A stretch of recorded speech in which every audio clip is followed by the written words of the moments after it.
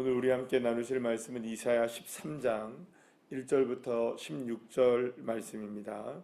이사야 13장 1절부터 16절까지의 말씀을 합독하시겠습니다. 아모스의 아들 이사야가 바벨론에 대하여 받은 경고라. 너희는 민둥산 위에 기치를 세우고 소리를 높여 그들을 부르며 손을 흔들어 그들을 존귀한 자의 문에 들어가게 하라. 내가 거룩하게 구별한 자들에게 명령하고 나의 위엄을 기뻐하는 용사들을 불러 나의 노여움을 전하게 하였느니라. 산에서 무리의 소리가 나며 많은 백성의 소리 같으니 곧 열국 민족이 함께 모여 떠드는 소리라. 만군의 여호와께서 싸움을 위하여 군대를 거멸하심이로라. 무리가 먼 나라에서 하늘 끝에서 왔으며 곧 여호와와 그의 진노의 병기라. 온 땅을 멸하려 함이로다. 너희는 애곡할지어다. 여호와의 날이 가까웠으니 전능자에게서 멸망이 임할 것임이로다. 그러므로 모든 손의 힘이 풀리고 각 사람의 마음이 녹을 것이라. 그들이 놀라며 괴로움과 슬픔에 사로잡혀 해산이 임박한 여자같이 고통하며 서로 보고 놀라며 얼굴이 불꽃 같으리로다. 보라, 여호와의 날 곧 잔혹히 분냄과 맹렬히 노하는 날이 이르러 땅을 황폐하게 하며 그 중에서 죄인들을 멸하리니 하늘의 별들과 별 무리가 그 빛을 내지 아니하며 해가 돋아도 어두우며 달이 그 빛을 비추지 아니할 것이로다. 내가 세상의 악과 악인의 죄를 벌하며 교만한 자의 오만을 끊으며 간포한 자의 거만을 낮출 것이며 내가 사람을 순금보다 희소하게 하며 인생을 오빌의 금보다 희귀하게 하리로다. 그러므로 나 만군의 여호와가 분하여 맹렬히 노하는 날에 하늘을 진동시키며 땅을 흔들어 그 자리에서 떠나게 하리니 그들이 쫓긴 노루나 모으는 자 없는 양같이 각기 자기 동족에게로 돌아가며 각기 본향으로 도망할 것이나 만나는 자마다 창에 찔리겠고 잡히는 자마다 칼에 엎드려지겠고 그들의 어린아이들은 그들의 목전에서 맺어침을 당하겠고 그들의 집은 노략을 당하겠고 그들의 아내는 욕을 당하리라. 아멘. 할렐루야. 이제 이사야 13장에 이르러서는 오늘 본문의 말씀을 1절을 보시게 되면 이사야가 바벨론에게 대하여 받은 경고의 메시지라고 하면서 말씀이 시작되는 것을 볼 수 있게 되는데요. 1장부터 우리가 12장까지가 북이스라엘과 남유다에 관한, 그러니까 지금 이제 남유다 이스라엘이 지금 처해 있는 영적인 상태가 어떠한지에 대한 부분들을 쭉 하나님이 말씀하시면서 이제 그 이스라엘을 어떻게 하나님이 심판하실 것인지, 그리고 또 아수르라는 나라를 통하여서 어떻게 이스라엘 백성들을 징계하실 것인지, 그리고 또 그 가운데서 남은 자들이 있게 될 텐데 그 남은 자들이 어떻게 하나님의 은혜 가운데 혁혁한 하나님의 능력과 위로를 얻게 되는지에 대한 부분들을 말씀한 것을 우리가 함께 배웠다면, 이제부터는 본격적으로 이제 한 23장까지의 내용 가운데 어떤 내용들이 나오냐면 10장, 그러니까 뭐 실제로 11장이겠죠. 11장의 내용 가운데 어떤 내용이 나오냐면 이제는 하나님의 경고가 임하는, 그게 어떤 경고냐면 이스라엘을 둘러싼 여러 나라와 민족들, 그리고 또 주변에 있는 지역들에 대해서 하나님의 심판과 경고의 메시지가 나타나는 그런 메시지가 이제 13장부터 23장까지 내용이 쭉 나오는 것을 보게 됩니다. 그래서 여기에는 구체적으로 한 10가지의 심판의 내용이 나오게 되는데, 이제 오늘 본문 이제 13장에는 어떤 내용이 나오냐면 이제 바벨론에 관한 심판의 내용이 나오게 되는 것을 보게 됩니다. 그러니까 이스라엘 백성들을 하나님이 이렇게 심판하시겠다라고 말씀하셨는데, 그러면 이스라엘 백성들을 징계로 사용하게 되는, 말하자면 이제 몽둥이죠. 몽둥이라고 표현되어 있고 막대기라고 표현되어 있는 이 회초리처럼 쓰임받게 되는, 이스라엘 백성을 괴롭히게 됐던 수많은 지역에 있는 이런 나라와 민족들, 족속들의 10가지에 대한 부분들, 나라 뭐 이런 부분들을 이제 하나님이 구체적으로 어떻게 심판하실지에 대한 부분들을 하나님이 말씀하신 부분이 이제 13장부터 나오게 되는 것을 보게 됩니다. 그런데 오늘 이제 본문의 말씀에 보면 6절 말씀에도 보게 되고 또 9절 말씀에 이렇게 보게 되면 여호와의 날이 가까웠으니 이렇게 얘기합니다. 여호와의 날에 이렇게 얘기합니다. 그럼 이 여호와의 날이 어떤 날이냐? 심판의 날인 겁니다. 심판의 날. 그럼 이 심판의 날은 두 가지의 의미가 있습니다. 어떤 의미가 있냐면 여호와의 날은 하나님이 모든 것을 주관하시는 날입니다. 그러니까 하나님이 모든 것을 주도하셔서 하나님의 우리가 이제 그 말씀을 통해서 우리가 안게된 것처럼 혁혁한 하나님의 능력, 역사, 하나님의 힘이 드러나는 그런 날이 바로 어느 날이냐? 여호와의 날이라고 표현된 날입니다. 그러면 여러분, 이 여호와의 날이 하나님의 능력과 하나님의 역사가 일어나는 날인데, 그럼 이 모든 날은 주권을 누가 갖고 있다는 겁니까? 하나님이 보여주시는 날이라는 거예요. 이 날은 그러니까 지금까지는 가리워져 있고 보여지지 않은 날인데, 이 날만큼은 누가 봐도 이건 누구의 날이다? 하나님의 날이다. 이거는 하나님의 역사가 아니면 이거는 할 수가 없는 날이다. 여러분들, 우리가 살다 보면 그런 때가 있죠. 와, 이거 어떻게 하나님이 이렇게 하셨지? 하나님이 어떻게 이렇게 하시지? 물론 뭐 우리가 개인적인 일들로도 그런 일들을 우리가 경험하게 되지만, 또 자연의 뭐 위대함 이런 걸 보게 되면 저절로 우리는 우리가 하나님 자녀니까, 예수 믿는 사람들이니까 주님의 높고 위대하심 이런 찬양이 나올 때 있습니까, 없습니까? 멋진 자연 환경을 본다든지 아니면은 그런 장면을 볼 때 와, 이거 하나님 대단하시네. 그리고 또 우리가 그런 때가 있지 않습니까? 자연의 어떤 그 위력을 느끼게 될 때, 야, 이거 정말 인간의 힘은 아무것도 아니구나. 이런 거 느낄 때가 있습니까, 없습니까? 있어요. 그럴 때 우리가 보통 하나님 대단하시네, 이런 이제 이야기가 자연스럽게 나오게 되는 날이 있습니다. 여러분, 그거는 그 하나님을 믿든 안 믿든 이 세상 사람들은 모두가 다 그런 마음들을 갖고 있죠. 왜냐하면 와, 위대하다, 와, 너무 놀랍다, 이거 어떻게 이렇게 만들어졌지? 이건 정말 신이 있다면 이건 정말 신이 만든 거예요. 신이 있다면 진짜 신이 하신 거고 신이 만든 거다. 이런 이야기를 할 수밖에 없는 그런 때가 있는 겁니다. 그러니까 이런 거는 어떤 의미냐면 그게 이제 드러난다는 거죠. 이렇게 드러난다는 거예요. 누가 봐도 이건 하나님이 하신 일이다. 그런데 여호와의 날이 임할 것이라는 거예요. 여호와의 날. 그러면 이건 두 가지의 의미가 있습니다. 하나님의 백성인 이스라엘 백성들에게는 그동안 감춰져서 내가 하나님의 자녀라는 것을 인정하고 살아갔지만, 이제야 드디어 정말로 하나님은 살아계시구나. 정말로 하나님은 능력의 하나님이시구나. 이게 이제 드러나게 되는 날이 있게 된다는 거예요. 그러면 우리에게는 어떤 날이겠어요? 그러면 그건 구원의 날이 되는 것이죠. 할렐루야.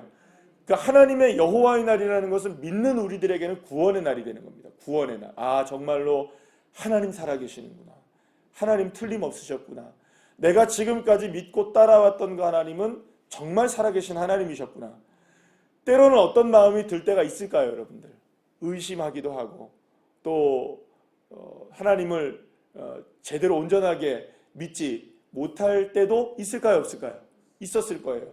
또 때로는 주님을 따라가면서도 주일날 말씀드린 것처럼 갈짓자처럼 이렇게 이리저리 좌로나 우로나 치우치면서 갈 때도 있었지만, 여호와의 날이 임하면 정말 하나님은 맞구나. 내가 믿었던 하나님은 정말로 틀림없는 하나님이시구나.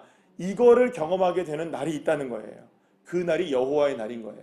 그러면 두 번째로, 하나님의 그 자녀들에게는 이런 날이 될 것이지만, 두 번째는 믿지 아니하는 사람들, 그러니까 말하자면 하나님의 백성 이외의 사람들에게는 어떤 날이 될까요? 이 날은 하나님이 드러난 날이니까, 그동안 하나님 아무렇지도 않게 생각했던 사람들, 하나님 그렇게 심각하게 생각하지 않았던 사람들, 하나님을 업신여겼던 사람들, 하나님 없다고 생각했던 사람들, 또 하나님 믿지 않았던 사람들, 하나님이 어딨어? 하나님을 왜 믿어? 날 믿지 차라리. 이렇게 살아갔던 이 세상에게는 어떤 것이 드러나느냐? 바로 심판이 드러나는 날이 된다는 거예요. 그럼 이 날은 그런 사람들한테는 어떤 날이 될까요? 믿는 우리들에게는 구원을 받는 날이지만 그들에게는 멸망의 날이 된다는 거예요. 그런데 그 날이 반드시 온다는 겁니다. 그 날은 여호와의 날이에요. 여러분, 그러면 지금은 그 여호와의 날이 드러나 있을까요? 감춰져 있을까요? 여러분, 드러나 있을까요? 감춰져 있다는 거예요. 지금은 감춰져 있는 거예요. 그런데 반드시 언젠가는 드러나요. 이게 역전의 날인 거예요. 이 날이 여호와의 날인 겁니다. 그러면 여러분 보세요. 이스라엘 백성들은 여호와의 날을 기다려야 될까요? 여호와의 날을 잊어버리고 있어야 될까요? 그렇죠. 끝까지 기다려야 되니까 끝까지. 이스라엘 백성들에게 한 가지 희망은 뭘까요, 여러분들? 살아가면서 지금 이스라엘 백성들에게 수많은 어려운 일들이 있잖아요. 그러면 지금 이거는 그러면 여러분들 이스라엘 백성들 가운데서도 잘 보세요. 이스라엘 백성들 가운데서 이 날이 기다려지는 사람이 있을 거예요, 그죠? 네. 그럼 이 날이 안 기다려지는 사람이 있을까요, 없을까요? 이스라엘 백성들 속에서도 있겠죠. 어떤 사람은 이 날이 기다려질까요? 어떤 사람들은? 우리가 성경으로 우리가 이사야서로 얘기한다면 그렇죠. 남겨진 자들, 남아있는 자들, 돌아온 자들, 피난한 자들은 어떤 날을 기다릴까요? 이 날을 기다리는 거죠. 여호와의 날을 기다리는 거예요. 그러면 남겨지지 않은 사람들, 똑같이 이스라엘 백성들이지만 하나님의 성민이지만 하나님이 선택한 사람들이지만 여러분들 그 여호와의 날을 기다리지 않는 사람들이 있어요, 없어요? 있다는 거예요. 똑같이 하나님의 백성들인데도 어떤 사람은 여호와의 날을 기다리고 어떤 사람들은 여호와의 날이 뭔지도 모르는 거예요. 그게 어디서 나눠지느냐?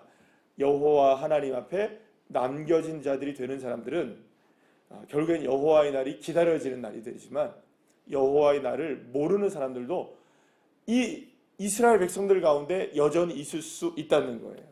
자, 그런데 여러분들 오늘 본문에 보시게 되면 지금까지 물론 우리는 바벨론 잘 알고 있습니까? 모릅니까? 웬만하면 잘 알고 계시죠. 바벨론 많이 들어보셨죠. 이 바벨론이라는 나라는 이게 남유다를 멸망시키고 완전히 이스라엘을 멸망시킨 민족입니다. 그리고 또 여러분들 잘 아시는 대로 이스라엘을 포로로 끌려가서 살게 했던 그 나라가 바로 이 바벨론입니다. 그죠? 그래서 여러분들 우리는 바벨론에 대해서 이렇게 익숙한데요. 실제로 갑자기 여러분들 아수르가 등장해야 되는데 갑자기 처음으로 바벨론이 등장을 해요. 왜냐하면 사실은 이사야서에서는 바벨론과 연결되는 내용이 별로 나오지 않습니다. 실제로는요. 왜 그럴까요? 실제로는 아수르에 관한 이야기로 매우 많은 이야기들이 나오게 되거든요. 그래서 실제적으로는 바벨론은 아직까지는 역사적으로 등장하지 않는데 왜 바벨론이 가장 먼저 하나님의 심판의 대상으로 나오느냐? 이 바벨론의 상징성이 있기 때문에 그런 거예요. 이 바벨론은 사실은 어떤 것을 상징하냐면 세상의 교만을 상징하는 이 나라와 민족이 이 바벨론입니다. 그래서 바벨론을 우리가 보통 성경은 뭐라고 얘기하냐면 음녀라고 얘기해요. 음녀. 바벨론을 음녀라고 얘기를 하고 그 바벨론이라는 세력들은 나중에 여러분들 우리가 계시록이라든지 다니엘이라는 여러 가지 이런 그 그러니까 말하자면 하나님의 예언의 말씀들을 보게 되면 아주 교만의 상징과 악한 것의 가장 우두머리격인 상징을 누구로 얘기하냐면 이 바벨론이라고 얘기를 하는 거예요. 그래서 바벨론을 맨 먼저 이렇게 징계의 대상으로 하나님의 이제 여호와의 날의 심판의 대상으로 말씀하신 그 이유는 우리 그 하나님을 믿는 자녀들 그리고 또 남겨진 자들에 있어서 가장 큰 뭐가 될까요? 이게 적대적 세력이 무엇으로 이야기되는 거냐면 이 바벨론으로 이야기되기 때문에 오늘 바벨론이 나오는 거예요. 그런데 여러분들 보시게 되면 바벨론에 무엇을 꺾는다고 주님께서 말씀하시냐면 11절 말씀에 보면 이렇게 얘기합니다. 내가 세상의 악과 악인의 죄를 벌하며 교만한 자의 오만을 끊으며 이렇게 얘기하고 있어요. 그러니까 바벨론이 이렇게 하나님을 가장 적대하고 하나님을 가장 싫어하고 하나님에게 있어서 가장 그 적대적인 세력이 될 수 있었던 가장 큰 이유는 뭐냐? 이게 뭐 때문에 그렇다는 걸까요? 이 교만함 때문에 그렇다고 이야기를 합니다. 그럼 도대체 교만함이란 뭔가? 여러분 교만함이 뭐라고 생각하십니까? 여러분들이 생각할 때 교만함이 있을 거 아니에요. 나는 이게 교만함이라 생각한다. 난 저게 교만함이라고 생각한다. 그런 교만함이 여러분들 나름대로는 생각이 있으실 거 아니에요. 그런데 적어도 오늘 본문에서 하나님은 우리에게 교만함이 무엇인지에 대한 설명을 하는데 이런 설명을 해주시는 것을 보게 됩니다. 여호와의 날이 임하게 되면 우리 9절 말씀 보면 보라 여호와의 날 곧 잔혹히 분냄과 맹렬히 노하는 날이 이르러 땅을 황폐하게 하며 그 중에서 죄인들을 멸하리니 하면서 10절 말씀에 보면 이런 얘기를 하십니다. 하늘의 별들과 별 무리가 그 빛을 내지 아니하며 해가 돋아도 어두우며 달이 그 빛을 비추지 아니할 것이로다 이렇게 얘기합니다. 그러면 여기서 갑자기 왜 해, 달, 별 이렇게 나왔느냐? 바벨론이 상징하는 것이 바로 그것이기 때문인 거예요. 여러분들 이 고대 사회에서는 가장 많은 사람들이 섬겼던 대상이 뭘까요? 신으로 가장 많이 섬겼던 대상이 해달별입니다. 해달별. 그러니까 해달별이라는 거는 그냥 우리가 생각할 때 뭐 자연이지 이렇게 생각하는 거지만 지금 여기서 얘기하는 해달별이라는 의미는 어떤 의미냐면 이 세상의 모든 신들을 얘기하고 이 세상의 모든 가치관을 얘기하고 이 세상 사람들이 모두가 다 바라보고 있는 뭐라 그럴까 그러니까 뭐라 해야 되나 이 섬김의 대상 그걸 우리가 두 글자로 뭐라고 얘기하죠? 우상이라고 얘기하는 거예요. 그럼 여기서 말하는 이 우상들은 단순하게 해달별들을 이야기하느냐? 그게 아니고 그걸 섬기면서 내가 얻게 되는 수많은 이득에 관한 부분들. 그러니까 여러분들 세상 사람들이 다 뭘 보며 살아가는 겁니까? 해달별을 보면서 비나이다 빛나이다 하며 살아간다는 거예요. 뭘 얻기 위하여? 자기의 이익을 얻기 위하여 살아가는.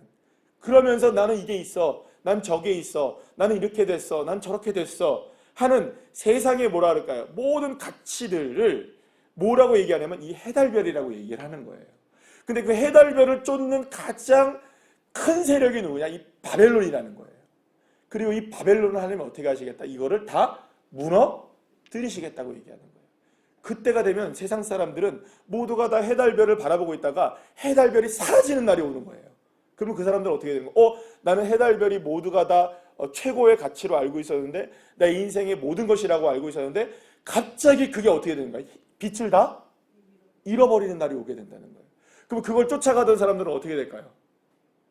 황망한 거죠. 왜 황망하게 될까요? 내 인생에서 그것이 모두가 다 가치가 최고인 줄 알았는데 그것을 쫓아갔는데 갑자기 그것이 빛을 잃어버리는 거예요. 예를 들어서 우리로 얘기할게요. 21세기의 버전으로. 뭘까요? 해달별이. 뭐 다 아시잖아요. 돈이겠죠. 명예겠죠. 네. 그리고 또 우리의 뭐 건강 뭐 이런 것들 아니겠어요, 여러분들? 우리의 가정 자녀들 뭐 이런 것들 아니겠어요? 아닌가요? 해달별이라는 게 그런 의미를 갖고 있는 거예요. 그거를 쭉 바라보며 살아가는 겁니다. 그런데 갑자기 어느 날 그것이 빛을 다 잊어버리는 거예요. 그럼 어떻게 될까요, 여러분들? 그때 그걸 쫓아갔던 사람들은 어떻게 될까요? 황망해지는 겁니다. 멍해지는 겁니다. 나 그게 전부인 줄 알았는데, 나 이게 최고인 줄 알았는데, 나 이게 모든 것인 줄 알았는데, 그래서 그렇게 그것을 세상 사람들처럼 똑같이 쫓아가다가 봤는데, 그게 다 없어져 버리는 거예요. 그리고 무엇이 딱 드러나느냐? 여호와 하나님의 빛이 팍 드러나면 그동안 여호와 하나님의 빛이 아니라 세상의 빛을 쫓아갔던 수많은 사람들은 망연자실하는 거예요. 그때서야 뭐가 드러나니까? 진짜 빛이 드러나니까. 그런데 그때 처음에 말씀드린 것처럼 이렇게 반응이 이렇게 일어날 때에 그동안 정말로 남겨져 있는 사람들, 숨겨져 있지만 가려져 있지만 그래도 나는 여호와 하나님이 빛이다, 여호와 하나님이 능력이시다, 여호와 하나님이 힘이시다, 여호와 하나님이 나의 길이시다, 진리이시다, 이걸 믿고 살아갔던 사람들은 그때 돼서야 뭐가 드러나는 겁니까? 맞아요, 주님. 내가 지금까지는 세상의 것들이 다 맞다고 얘기해도 나는 오직 주님 바라보고 살았어요. 그 사람들은 그때 가서 무엇을 누리게 되는 겁니까? 구원을 누리게 되는 거죠.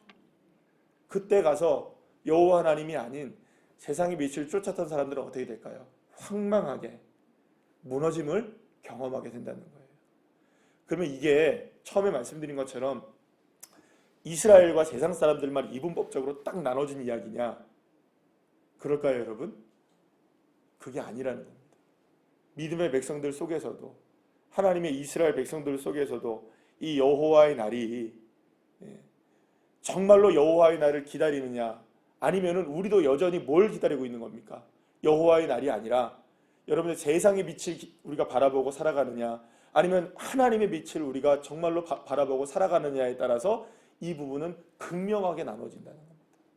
사랑하는 여러분, 여러분들의 인생 가운데, 저의 인생 가운데 지금 여호와 하나님의 빛이 보이지 않을 수 있을까요, 없을까요? 실제로 잘 안 보입니다. 보이나요, 여러분들? 오히려 여러분 캄캄하지 않으신가요? 빛이 없어 보입니다. 여호와 하나님의 빛이 드러나 보이지 않습니다. 그래서 우리는 날마다 헤맵니다. 잘 보이지 않습니다. 더듬거립니다. 그래서 이것이 진짜 빛인가 저것이 진짜 빛인가 하면서 뭘 자꾸 따라갑니까? 이러다 보니 달빛을 따라가고, 이러다 보니 별빛을 따라가고, 이러다 보니 태양빛을 따라가는 겁니다. 이게 진짠가 저게 진짠가? 그러면 주님께서 반드시 여호와의 날을 우리에게 허락하십니다. 진짜 빛이 드러난 날이 있다는 겁니다.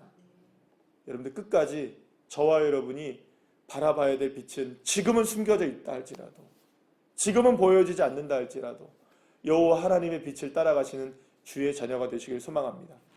그럴 때 주님께서 역사해 주시는 거예요. 그래서 하나님의 궁극적인 목적은 어디 있느냐? 진짜 궁극적인 목적은 바로 여기에 있습니다. 교만한 자를 꺾으신다는 거예요. 그러면 여러분, 저와 여러분에게 있어서 날마다 생각해야 될 한 가지, 마지막으로 우리가 생각해 봐야 될 것이 이겁니다. 그럼 어떻게 해서 진짜 빛을 따라갈 수 있는 사람이 될 수 있느냐? 정말 어떻게 하면 우리가 해달별 빛을 때 우리의 마음을 뺏기지 않고, 지금은 보이지 않지만 여호와 하나님이 정말 빛이시다라는 믿음을 가지고 우리가 쫓아갈 수 있느냐? 딱 하나입니다. 내 교만을 주님 앞에 날마다 꺾어내고. 여러분들, 우리가 분명히 알아야 될 것 한 가지는 뭐냐면, 우리 괜찮은 죄인이란 없습니다, 여러분들. 우리 모두가 다 어떤 죄인일까요? 네. 우리 다 어떤 죄인일까요? 몹쓸 죄인입니다. 그런데 주님이 나를 구원해 주셨고, 내가 그렇게 해서 주님의 빛 가운데 내가 살아갈 수 있도록 나를 길을 열어주신 분이 주님이라는 생각을, 우리가 믿음을 가지며 나갈 때 날마다 나의 삶 속에서 교만을 꺾어내는, 그래야 무엇이 보일까요, 여러분들? 이 어두운 세상 속에 나를 인도하신 정말 신락 같은 주님의 빛, 그것을 보면 우리가 따라갈 수가 있는 겁니다. 날마다 뭘 꺾어내셔야 되느냐? 나의 교만과 죄를 꺾어내시고, 그리고 날마다 주님 앞에 내가 자복하고 회개하면서 주 예수의 십자가의 은혜밖에 나는 바라볼 것이 없습니다. 나에게 빛이 그거밖에 없습니다. 나의 빛 대신 주님만을 꼭 붙잡고 살아갈 때에 반드시 언젠가는 여호와의 날이 우리에게 임하여서 그것이 틀림이 없었다는 사실을 하나님이 증명해내시는 그런 날이 반드시 오게 될 줄을 믿습니다. 이 믿음으로 끝까지 주님을 바라보는 귀한 자녀들 한 사람 한 사람 다 되시기를 간절히 축복합니다. 기도하시겠습니다.